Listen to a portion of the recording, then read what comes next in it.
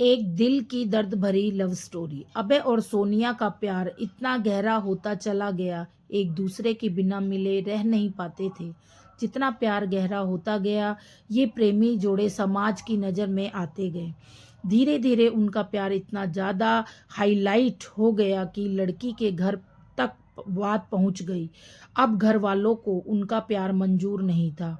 उस लड़की के घर वालों ने उसका कॉलेज जाना भी बंद कर दिया और उसका सेल फोन भी छीन लिया और घर के बाहर भी नहीं निकलने देते थे।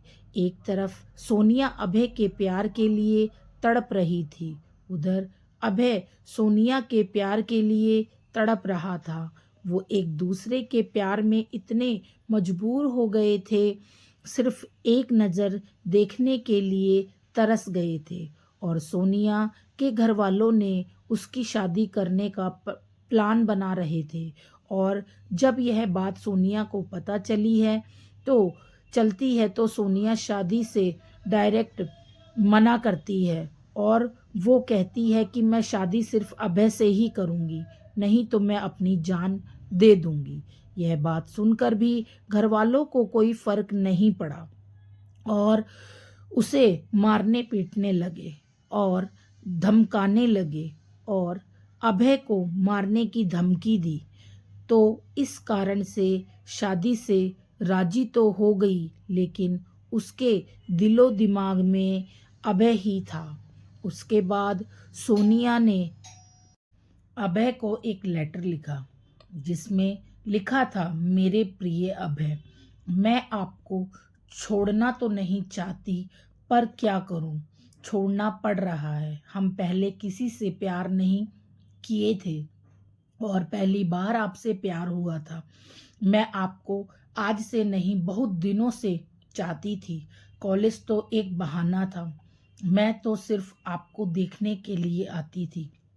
मैं आपको धोखा नहीं दे रही हूँ, मेरी मजबूरी है। मैं आपकी ज़िंदगी का सवाल हूँ और मेरे घर वालों ने मेरी शादी तय कर दी है। मैं शादी तो नहीं करना चाहती थी, लेकिन मेरी मजबूरी है, क्योंकि मुझे आपकी ज़िंदगी बचानी है और आपको मारने की धमकी दे रहे थे, इसलिए मुझे मजबूरी में शादी करनी पड़ेगी।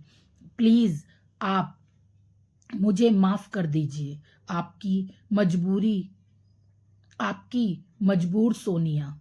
उसके बाद अभय भी सोनिया के लिए एक लेटर लिखता है, मेरी प्रिय सोनिया, मैं तुम्हें कल भी बेइंतहा मोहब्बत करता था, आज भी तुम्हें बेइंतहा मोहब्बत करता हूँ।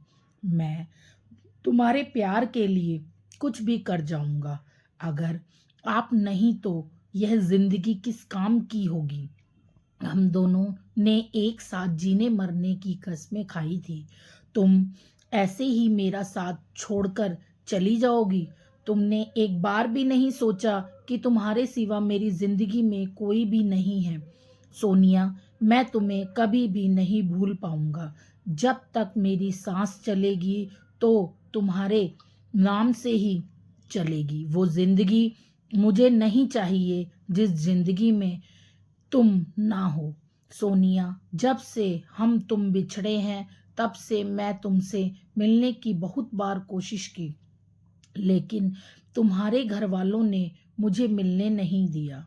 सोनिया, मुझे लगता है कि मेरी जिंदगी में खुशी लिखी ही नहीं है।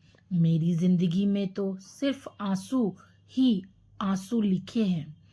अगर तुम मुझे नहीं मिली तो मुझे यह जिंदगी भी नहीं चाहिए और तुम्हारी खुशी जिसमें हो उसमें मेरी भी खुशी है।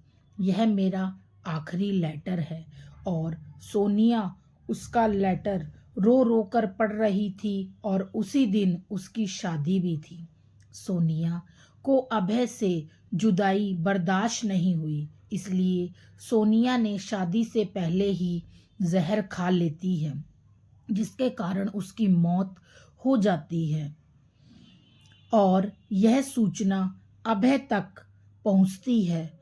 अभय उसकी मौत का सदमा बर्दाश्त नहीं कर पाता है जिसके कारण वह भी अपनी जान दे देता है। सच्चे प्यार का अधूरा अंत हो जाता है।